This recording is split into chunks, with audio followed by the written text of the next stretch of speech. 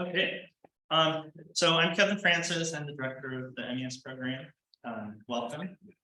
I'm going to talk a little bit more about my academic background when we do faculty introductions at 11.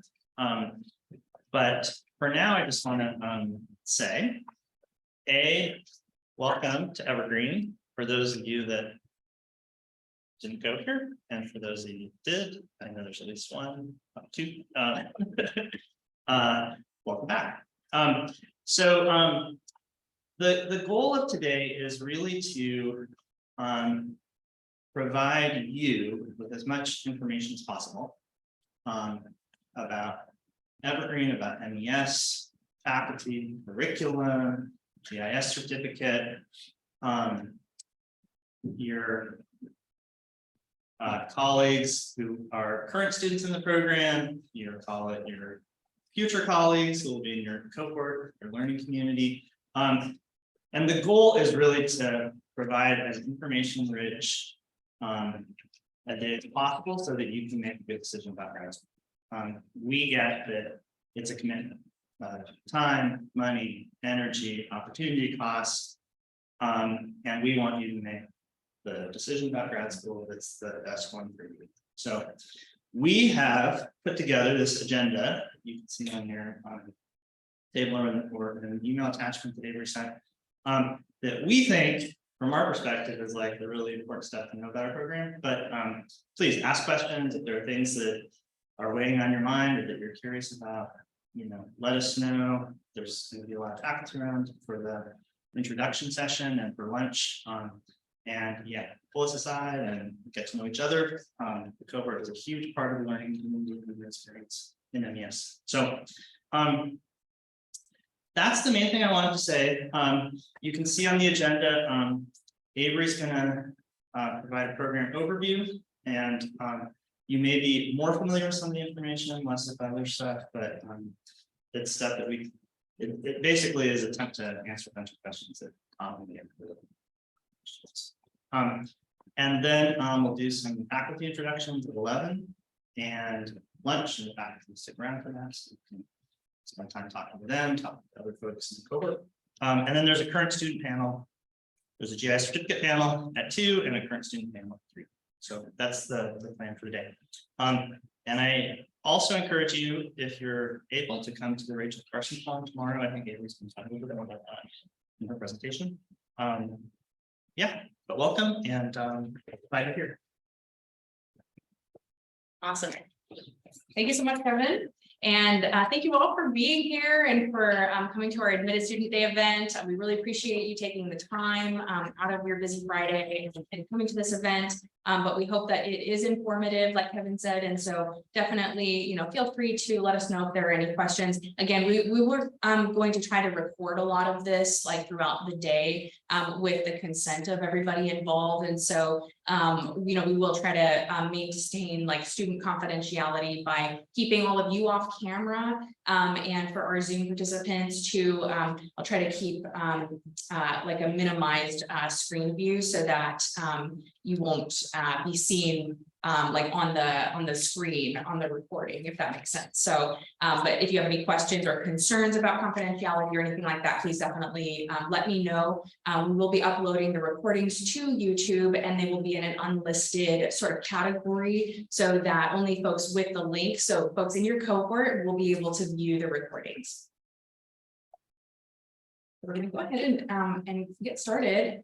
So again, our program overview for this afternoon is going to involve what I would love to talk about, such as the curriculum structure and items such as, what the teaching and learning format in MES is like. It's a lot like this, usually we have a camera, we've got a Zoom usually going for folks to participate remotely and to also participate in person. And that seems to be pretty seamless for us. And I'll talk more about that. And we'll definitely talk about resources to help students move to the area, and then questions that folks might have about, maybe engaging and networking with folks in your intended career field, so different jobs and internships that might come up, and we'll talk about how we usually communicate those resources to students. And then we're going to move into a faculty panel. The faculty are going to talk about their experiences, their professional and academic backgrounds. And then you'll have an opportunity to ask them questions. So feel free to make notes and questions that you have for the faculty. We can do a little Q&A discussion, and then we definitely invite you to, have lunch with the faculty, during our lunch session. We are going to have surprise guests actually today coming right before lunch. The Sustainability on Prisons Project is a local nonprofit organization located at Evergreen's Olympia campus, and they are absolutely amazing. And they oftentimes will hire our students in MES to work for them as interns part-time throughout the year. So we have quite a few students graduating from the MES program. So consequently, they're going to leave their SPP positions. So there's several positions coming up that SPP would love to hire incoming MES students for. So they would love to come and talk with all of you about that briefly, and then have lunch with everybody. So we're going to have surprise guests here today.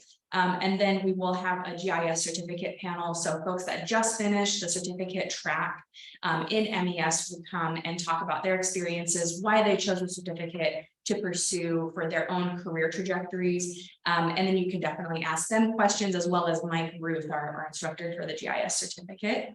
And then we'll move into a current students panel. So we've got, again, wonderful students from our first, second, and third year cohorts in the program, and they're happy to talk with you about their experiences, and we'll moderate that Q&A discussion. And folks on Zoom, definitely feel free to participate.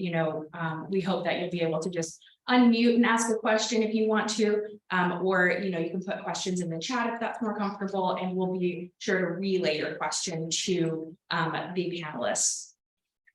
So I'm going to get us started with some important dates to keep in mind as you prepare for the next few months and the fall and official start of the program. So if you applied for financial aid, award notifications have been sent to all students who applied by the February 1st, 2023 application bill. Oh, welcome. By the February 1st, 2023 FAFSA or WASFA priority application deadline. So if you submitted your financial aid application by that deadline, the financial aid office has already sent out the award notifications to your evergreen.edu student emails. So that's something that you can definitely look out for. If you haven't submitted your FAFSA or WASFA yet, then you can expect to receive a financial aid award notification through your student portal, but between May and July. That's usually going to be their timeline. And if you have any questions about that timeline, definitely let us know, and we can reach out to our point of contact in the financial aid office. And then, of course, a really soon upcoming deadline is going to be May 22nd. May 22nd is the date when you can register for summer and fall classes for the MES program. So for all grad students, every time registration opens up, you will be able to register at 8 a.m. Pacific time when on registration day. So that's for all grad students. So grad students don't work on the tier system that they do in undergrad, where seniors get priority and that kind of thing. Just all grad students get to register at the same time. So usually what we recommend is register for your electives that you're interested in first, because those are going to fill up quickly, right? And those are the ones that you have to kind of choose and select between each quarter if you're interested in taking electives in the following quarter. And students who are interested in, or students are required, to take all of the core classes. So those are classes that you have a seat reserved in because you're admitted to the program. So you can go ahead and register for that after you've registered for electives. So that's coming up on May 22nd at 8 a.m. Pacific time for your student portal. And then we will have mandatory MES orientation on September 15th. That's going to be a Friday again, and it's a similar format to this type of day, but it's going to be more encompassing, and we invite staff from other parts of the college to help orient students and get you all ready to start your academic journey with us come fall. So that's usually the time when we're going to bring up some important deadlines and reminders for fall quarter start. And then the first day of instruction this coming fall is going to be September 25th. Even though the first day of the quarter is September 24th, Yom Kippur, it will be observed on that day. So we won't have any instruction. So the first day of instruction officially will be the 25th. So if you're in a Monday elective, there won't be any instruction that first week of class. The first class that you have on a Monday elective will be on week 2 for this coming fall. And this is one of my favorite things to talk about, overall is, the gooey duck spirit. We're a fun bunch here at the Evergreen State College. Some of you are, former undergrads or current undergrads at Evergreen. Some of you are brand new. We're a quirky bunch, and we have a mascot, which we really love, called the gooey duck. It's the world's largest burrowing clam, and our gooey duck mascot's name here is called Speedy. And we definitely have been sort of, teased by, the media about our mascot and our fight song, calling us like the world's worst mascot, by MSN Now, and the weirdest college mascot by BuzzFeed. But we really love our mascot, and you can see Speedy out and about, throughout different campus events. So definitely feel free to grab a picture with Speedy if you can. The gooey duck does come from the Lushootseed word meaning dig deep. So gooey ducks stretch their siphons out 3 feet beneath the sand. And so we always say that our students are really amazing at digging deep to solve complex issues, and especially in our program, complex social and environmental issues, and really trying to find meaning in the work that they do at the college. So we really are excited that you've been admitted to the program, and we hope that you'll join us and become a gooey duck. So another reason to, continue your education or to start your education at Evergreen especially is our approach, our approach overall to academic learning and education. We do take on a different approach. Some of you may be familiar with the fact that we do not offer grades or GPAs as a way to measure student performance or success in classes. Instead, we operate on a narrative evaluation-based system. So what this really looks like for, especially in the graduate programs, you'll be enrolled either as a full-time or a part-time student. So you may be in 1 or 2 classes every quarter. So 2 classes maximum every quarter. And at the end of every quarter, which is a 10-week period, we have an 11th week called evaluation week. During that week, students are expected to write self-evaluations for each class that they were in, to write faculty evaluations for the faculty who taught those classes, and to receive self-evaluations, from the faculty. So the faculty will evaluate the work that each of you do as a student, your contribution to the learning community, your overall work in group projects or independent projects, your writing development, your presentation skills, your critical analysis abilities. So they're really going to speak very personally about all of the work that you do in each of the classes that you're in. And that is what goes into your transcript with us at Evergreen. So for an MES student, your transcript will end up being, just as a graduate student, about 20 pages long. So it'll be quite lengthy, but it's really going to encompass the breadth and depth of work that you encounter while you're a student with us in the program. So more of a qualitative type of transcript. So in that same vein, the evaluation system really reflects our ideals as a community, a learning community at the college.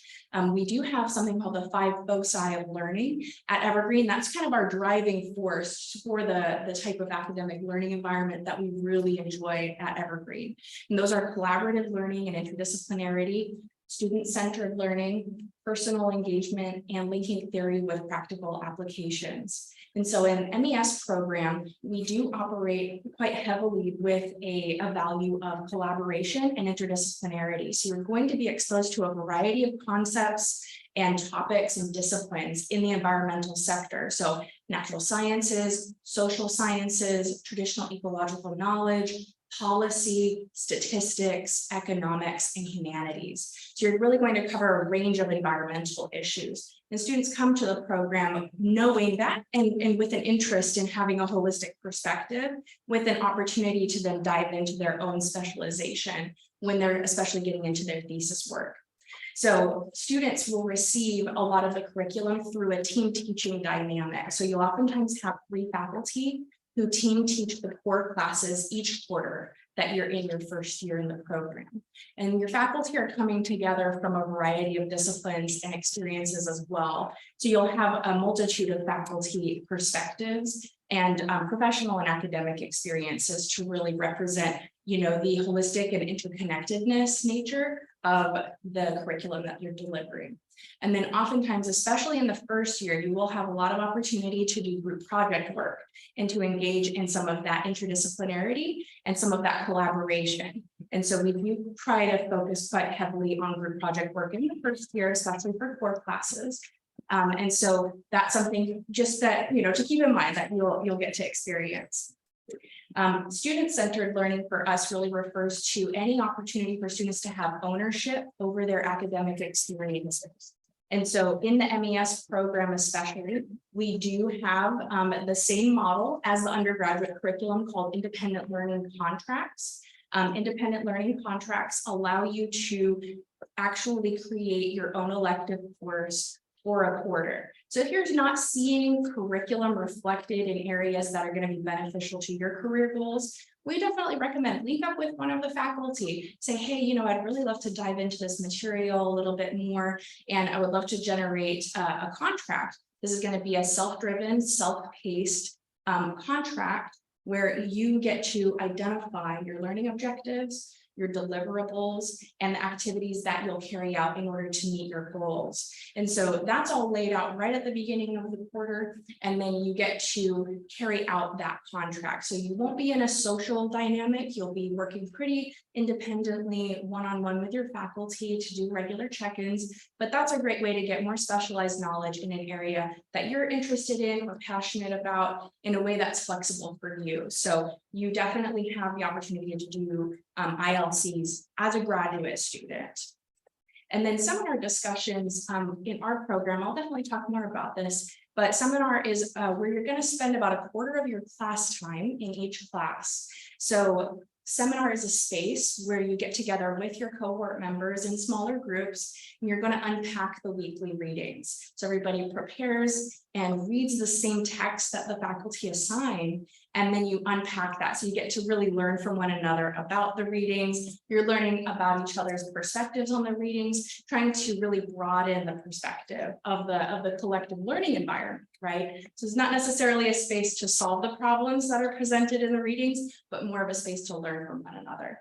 So students are usually going to take turns leading seminar discussions every quarter. And so throughout the weeks.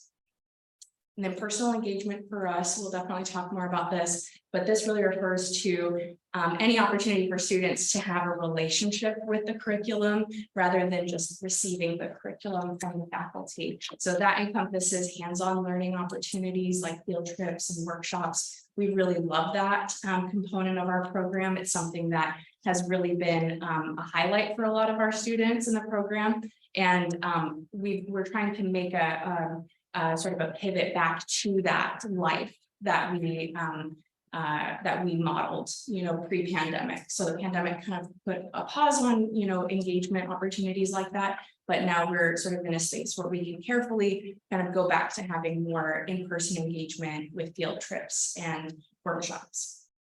And then linking theory with practical applications is our final foci. This really refers to any opportunity for students to just move through the program, bringing in their own experiences, expertise, and then getting to engage with holistic environmental curriculum in the first year, gaining skills, technical skills in statistics, technical skills in writing, and critical thinking, and then to take all of those skills and really apply them to your own thesis research project in the last year that you're with us in the program. That's going to be a really hands-on learning opportunity, a moment where you get to curate, design, and carry out your own independent project on a topic of your choosing. So that's going to be the most practical applications that you experience in the program. So I'm going to move into talking more specifically about the curriculum in MES. So for the MES degree, and I will actually, for everybody who is in person, you do have a yellow sheet in your information packet that may be helpful to follow along with. So your yellow sheet has your 2 and 3 year track schedule on it. And I'm going to talk more specifically about this schedule so you can reference it.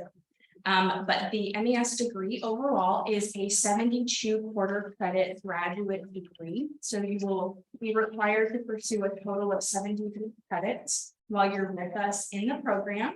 Hi, welcome. Hello.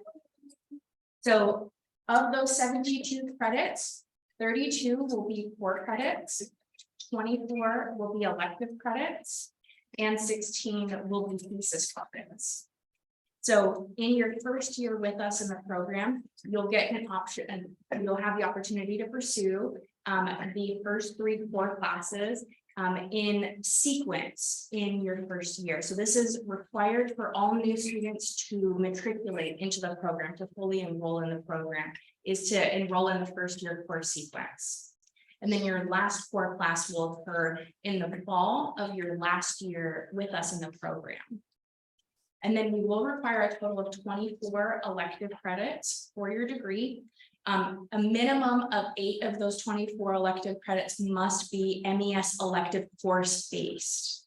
And then after that, you do have the flexibility to pursue a variety really of different elective course options. So you could pursue an internship for elective credit in the MES program. It's not a requirement, but it's just a great option. So if you're interested in, working for a nonprofit organization, a state agency, a tribal organization, and there's a great, chance that that could lead to a great job for you.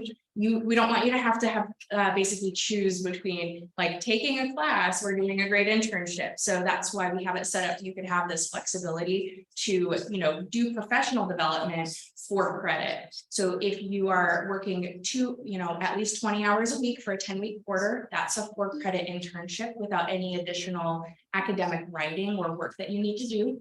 And then if you're pursuing 10 hours a week for a 10-week quarter, that'll be a 2 credit internship. So that's just sort of how we break that down.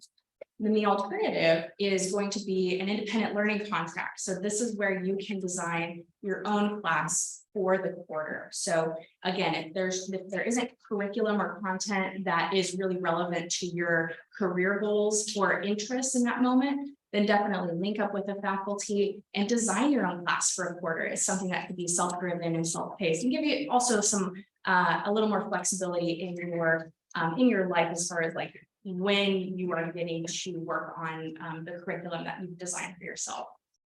You can also take courses from our sister program at the college called the Master of Public Administration.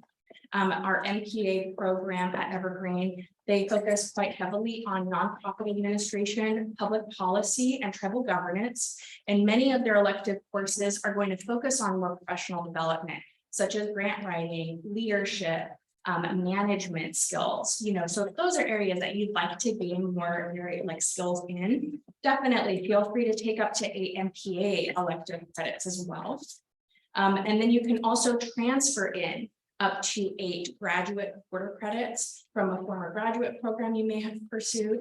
And then alternatively, if there is a graduate program that's offering maybe a certification in an area that's really specific to your goals, you could take those credits outside of MES and then transfer them in, and they would count towards your degree. One really good example of this, I do have a flyer for it on the check-in table, is we have a consortium agreement with Roskilde University in Denmark. They're offering a graduate climate course this summer. So this would be a study abroad opportunity. We have an exchange, a student exchange program with them. And so basically you'd be eligible to go there for a couple of weeks and take this, this climate class, and then transfer those graduate credits in to count towards your MES degree. And we did confirm with the International Student Programs Office that you all would be eligible because you've been admitted to the program. So you don't need to be enrolled right now in order to take advantage of this opportunity in the summer, for example. So that's another way to earn elective credit. And then for MES, your final 16 credits are going to be your thesis credits, and we break those up between the winter and spring of your last academic year with us in the program. So I'm going to talk here about our 2- and 3-year track schedule. And again, this is also reflected on your yellow sheet in your information packet. So on the front side, you'll see the 2-year track, and on the back side, you'll see the 3-year track. But I'm going to break this down just to illustrate how the credits are organized depending on the track and the timeline that you're on. So if you are planning to be a full-time student in the program, so pursuing 12 quarter credits for each quarter for 2 years, so it's a 2-year degree completion timeline, then you would take your 8 credits of core and then 4 elective credits each quarter. And so, and again, those elective credits is totally up to you how you would like to structure that. You could do a class, you could do an internship, you could do an ILC. It's totally up to you, but that would be your schedule every quarter in your first year. So 4 plus an elective each quarter. Your second year as a full-time student would involve the last core class, which is case studies and thesis design. And this is really going to be the launch pad for your thesis work. So this is really a thesis development course. So students at this point are really focusing on their own independent research project and identifying their research question. And then they're getting matched with their faculty thesis reader, thesis advisor, based on the topic that they've chosen. And then also we do ask for students to tell us who their top 3 faculty are that they'd love to work with. So by that time, you've had a chance to really work with the faculty in the program in the core classes and take electives from them. Do you know who you have a good working relationship with and who, you know, whose maybe area of expertise really aligns with your own? So you we ask for your top 3. And so then that is how students are matched with their faculty thesis reader or thesis advisor. So after your last core class, students will be working pretty independently. And in the winter and spring of your last year with us in the program, we're only going to have you meet as a cohort every other week for maybe a couple of hours to do peer review with your peer review groups and to do professional development workshops that Kevin and I provide to our thesis students as you all prepare for like the next stages of your careers and applying for jobs and networking and getting internships, going from internships to professional jobs and careers that you're interested in. If you're on this full-time track, again, you will be taking electives every quarter that you're pursuing your thesis.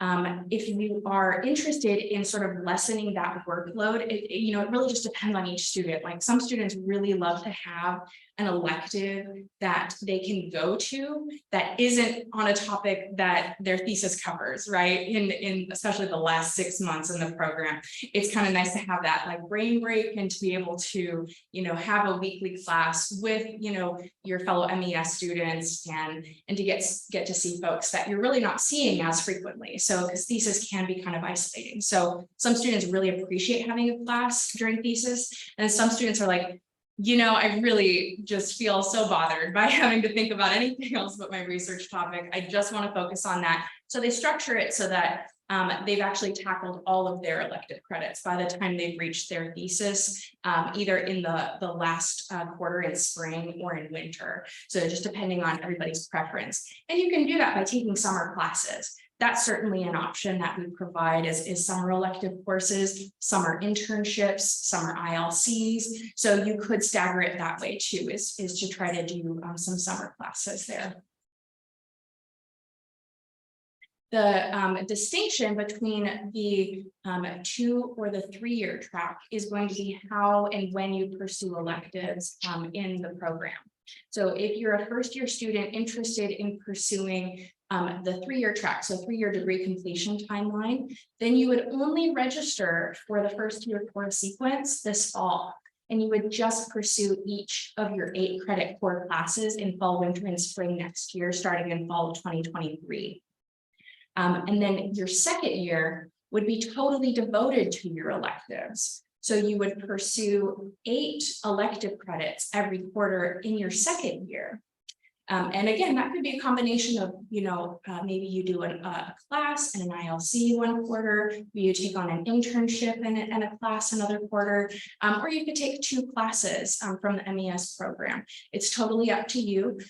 Your schedule at this point in time, it'll go from, Tuesday, Thursday evenings for core to Monday and Wednesday evenings for elective classes. So we usually will host those on Mondays and Wednesdays for those elective courses. And that could be the schedule that you have for your full second year. And then by the time you reach your 3rd year in the program, our 3rd year students are just focused on the thesis track. So you're taking the last thesis course or the last course which focuses on your thesis, which is case studies and thesis design. And then you're just following through with your independent thesis research project with your faculty reader. So that's going to basically encompass your full 3rd year. You do have some flexibility in what you pursue again for elective courses. Some of the options that we offer, we do fluctuate from year to year, and it's based largely on industry demand. And it's also based on what students have indicated that they would like to see from the program. So you all will get surveyed, during your time in the program about, elective course offerings and what's interesting to you or what's beneficial to you for your career. And that way we can follow through with that for the following year. So that definitely something to keep an eye out for. But one of our main staples of a program is the GIS course sequence in MES. This is a full certificate that we're able to award from the program. So it's an extra credential that you could earn just as a part of your elective credit. So there's no additional fee or cost for the certificate. But it is comprised of 3 courses, which Mike Ruth, our GIS instructor, will talk about more in depth. That's going to be Intro to GIS, Advanced GIS in the fall, and then Special Topics in GIS in the winter. We have it structured this way so that it is concurrent with the thesis timeline for students. And so you would start the first class in your 3rd quarter of your 1st year. And that aligns so that by the time you're reaching special topics in GIS, you're in your thesis, and oftentimes students who want to do a GIS project as a part of their thesis, they can carry that out also in special topics. So you can kind of do one project, but for 2 purposes. And that way Mike Ruth, our instructor, is able to help you with your project. Oftentimes those are going to be large data sets. They're going to be, a larger size project than students had encountered up until that point. And so that's why it's really helpful to have Mike's professional expertise, there to support you. If you want to do a GIS, based thesis or a GIS project as a part of your thesis, it's a great way to spatially analyze and represent information and data. So awesome technical skill if you're interested in having that skill. And I will talk a little bit more here about fall electives overall. So right now on our catalog, we have 2 fall electives listed, and we're actually adding 2 more. We did get confirmation from one of our faculty who've been teaching with the program for over 20 years, Tim Quinn. Tim is currently a director at Department of Fish and Wildlife, and he usually will teach, species conservation and wildlife biodiversity in MES. He wants to teach this fall conservation at the science policy interface. So we're really excited to have Tim back with us in the program. He taught his conservation biology course this last quarter, and so he'll be teaching this course in the fall, and we'll try to get this up on the catalog here. And then we have a 4th elective coming, and that's to be determined still, but we will have it up by the time registration opens up on May 22nd. So that will be available. Oh, and then some of you may be familiar with Rodrika Bocut. She's going to teach intersectional ecofeminism in the fall quarter. And then Mike Ruth is going to teach advanced GIS. So that's the 2nd course in the GIS sequence. So if you are interested in joining this sequence this year, then you can always reach out to Mike and see if he may be able to do an ILC with you for his Intro to GIS class. But the prerequisite to advanced is Intro to GIS, which is currently being hosted this quarter. But you can always jump into the sequence next spring as a first-year student in the program. That's pretty common for most of our students. Oh, yeah. I just want to jump in and say, if you have an elective, you wish there would be an elective in this topic or that topic, let me know. We're in the, like this week and next week, we're figuring like what that's going to be and it's going to teach it and so on. So now's your chance to more curriculum to your list. It's being surveyed now, which is great. I'm talking. Yeah, but yeah, we'll talk to Kevin definitely. And our Zoom folks, send Kevin an email if you have a a burning desire for a specific topical area. And again, like internships, like we discussed before, internships are a great way to earn MES elective credit. We do a lot of work in the program to help support student internships, looking for internships, networking, finding different job opportunities. And, we really, love this work. Honestly, so many students come to the program with a variety of interests from like environmental education and communications to art and environmental humanities and into like biology, wanting to get into research positions and policy, environmental policy realms. And there's so many different internships that come up throughout the year. I will try to send emails to all of you starting next month. Maybe every other week you'll receive an email from me about different opportunities that are coming up and arising and things that you can apply for. A lot of our community partners really love to work with our MES students. And so they continuously will reach out to us and try to have all of you apply for the different opportunities that arise. Internships are particularly beneficial, especially for students who are starting out in their careers or who are making career pivots or career transitions. And we know that some of you also have been in your career for quite some time and are really at a point where you want to earn the master's degree, but you have the work experience in your field. So internships may not be as relevant for you in those circumstances, but if you're interested in networking, getting into a new career, or starting your career, internships can be a good way to do that. Oftentimes, these are like 1 quarter commitments with a community partner, and they allow you to kind of get a sense for like the work environment, the type of work that you might be doing in a given field, and to get a sense for the community partner too. If you'd like to work with them on a thesis project, for example, it's a good way to kind of like dip your toe in and kind of see, is this a collaboration that I'd like to extend long-term that could lead to a future career? And a lot of times for our students, it really does. The Washington Department of Transportation, for example, they offer habitat monitoring internships and habitat connectivity internships every year.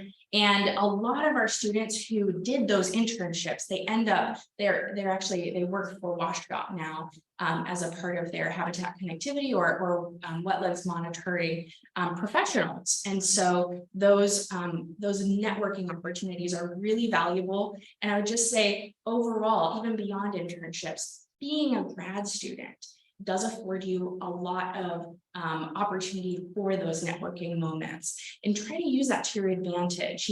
Try to attend conferences. You can apply for scholarships as a grad student to go to conferences for free. Oftentimes students who apply, they get them because what I hear is like students don't really apply for those opportunities.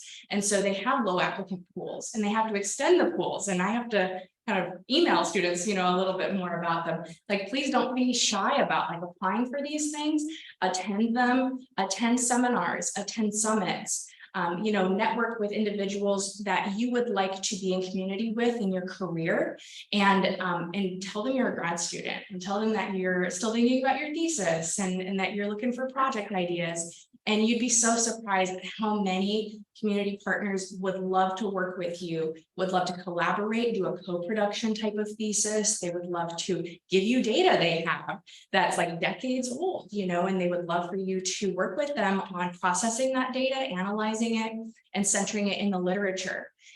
There's so many ways that you could kind of go about that work. So definitely encourage internships, networking, getting involved in different community organizations that you'd like to be associated or affiliated with as a graduate student, and be strategic about how you're earning your credits and what projects you're taking on for classes as well. So I want to talk briefly here about like the expectation for our teaching and learning environment in MES for the next academic year. So you're entering the program in the fall of 2023. So the academic year is 2023-2024. We have been operating pre-pandemic 100% in person, right? And then during the pandemic, we went fully remote for a year. And then we were able to move into hybrid modalities for the last 2 academic years. That has seemed to really work for us. We really enjoy it. And so we would like to continue with that. So when you are in a core class, there is an expectation that you'd be able to do the whole first year hybrid. So this means that you'd have a choice of attending either remotely or in person. Your core classes will have your entire first year cohort in them. So that's going to be between 35 and 45 students. And that's why we have 3 faculty members in each core class. So we try to maintain that 15-to-1 student teacher ratio there.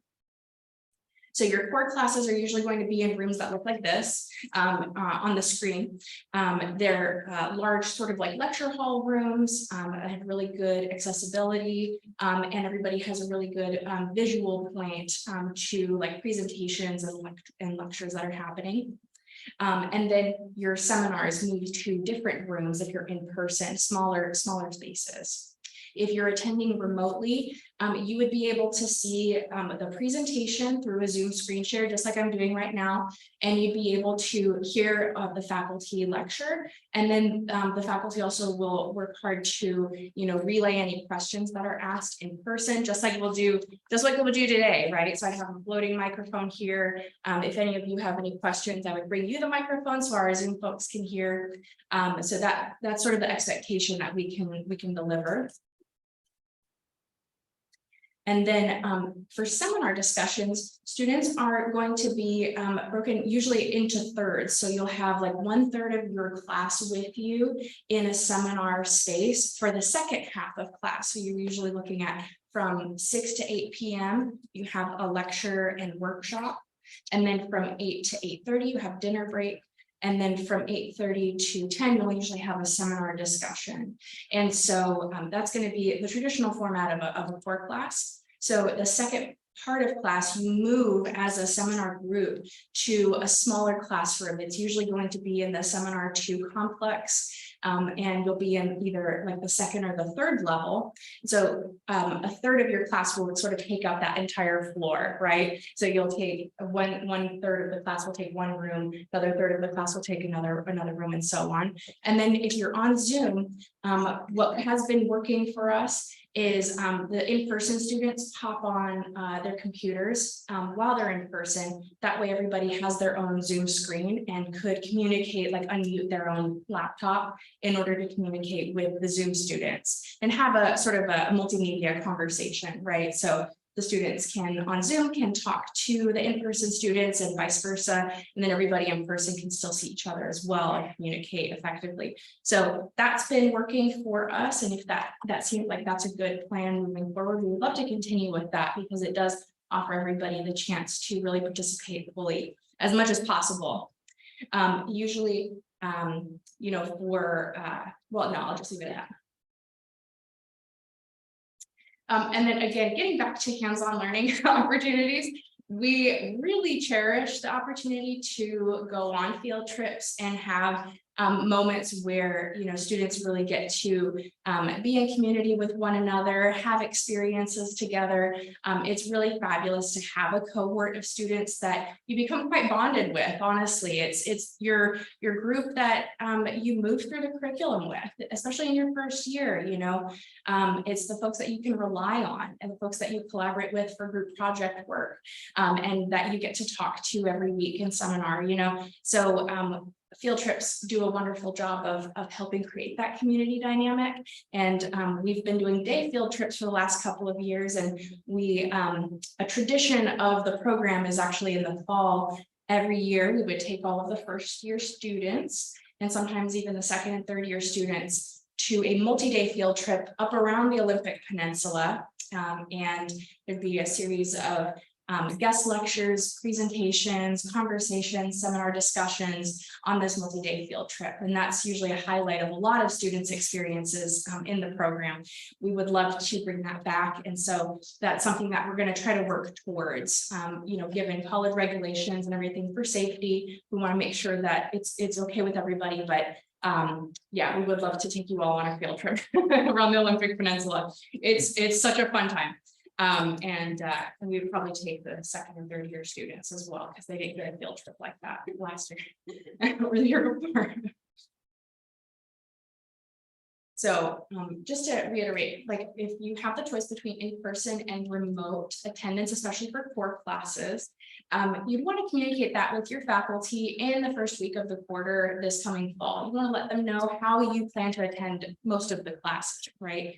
This sort of hybrid model offers a lot of flexibility. We have many students who have children, who have caregiving, obligations, who have folks that are high risk in their households. And so we understand that, and we want to make sure that folks, even if, you still have to, take care of someone who may have had a COVID exposure, you'd still be able to attend class if you wanted to, and you'd be able to participate. And so there are moments where you may have to, go from attending mostly in person to maybe one class you have to go remote. That's certainly an option. You just want to communicate that with your faculty directly. You want to let them know how you'd be attending that evening. And then, yeah, each seminar class, if I didn't say this before, each seminar will have one faculty who's your primary point of contact. And so that faculty is going to be the person who evaluates all of your writings for the quarter, who evaluates your group project work, and who is going to evaluate your participation in seminar discussion. So you have one faculty who's your primary point of contact each quarter that you're in a core class. And so that's the faculty who you receive your evaluation from at the end of the quarter and who you have your conference with. Oh, okay. And then I want to highlight here just our location, Olympia, Washington. It's the state's capital, and it is a fabulous location, especially if you're interested in, again, networking for your careers, really engaging in public discourse, engaging with the legislature. The legislative session is January through April. It's a great time to go and advocate for environmental issues that are important to you, and we definitely encourage you to do so. And we're happy to take field trips to help you learn how to lobby if you want to. But Olympia has been a wonderful location for us. It's sort of like this nexus point in Washington State. If you go an hour and a half west, you're at the coast. If you go an hour and a half north, you're at the Strait of Juan de Fuca. If you go an hour and a half south, you're almost to Portland, 2 hours south, and an hour north, you're at Seattle. An hour west, you're at Rainier National Park, and you can visit a volcano. So there's a lot of opportunity to study a variety of habitat types if you're interested in natural science work. And it's just a great location for accessibility to a variety of resources. So that's been really fabulous. And if you're interested in moving to the area, if you haven't already done so, or if you're currently an Olympia resident, we love having you. And if you're interested in moving to the area and you're a current resident and you have housing that you would like to offer up, if you're looking for a roommate, or if you're moving and you don't currently have housing and you'd like to find a roommate, someone that has maybe housing already, we have a graduate student housing spreadsheet that we curate. And we have different sections on the spreadsheet. So again, folks that have housing that would like to have a tenant come into their residence, or folks who are looking to move to the area, if you'd like to connect with folks. And this is a great space to kind of indicate what you're looking for, the cost, if you have pets, if you have children or a spouse, and sort of indicate, you know, the different needs that you have for like location or distance to the college, you know. So what we do is we release this spreadsheet to the graduate students in the MES program, but also in the Master of Public Administration program and the Master in Teaching program.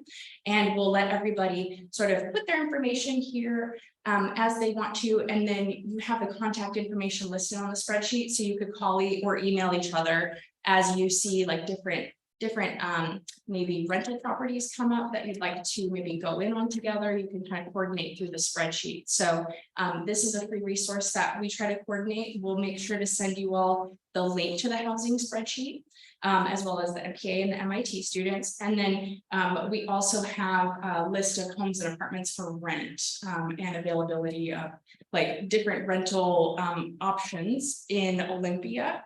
The closest rental option, for example, is going to be Evergreen Garden Apartments in Rock Maple Village. They are almost on campus, but they're not in the dorms area. So they're just close, very close to campus, and they do a month-to-month rental agreement. If you are interested in living on campus, we don't have separate graduate housing quarters for graduate students. So if you are assigned to a dormitory or a modular housing, for example, on campus, you'd be with undergraduate students too. But there is a great rental agreement that you can sign up with through residential and dining services. So if that's something that's interesting to you, definitely feel free to complete that application as soon as possible, because they do fill up quickly. And then finally, one of the ways that we communicate about a lot of these resources and different opportunities that come to us for students is something called the MES Weekly Jobs Blog. The link to the blog is this sites.evergreen.edu/MES Weekly.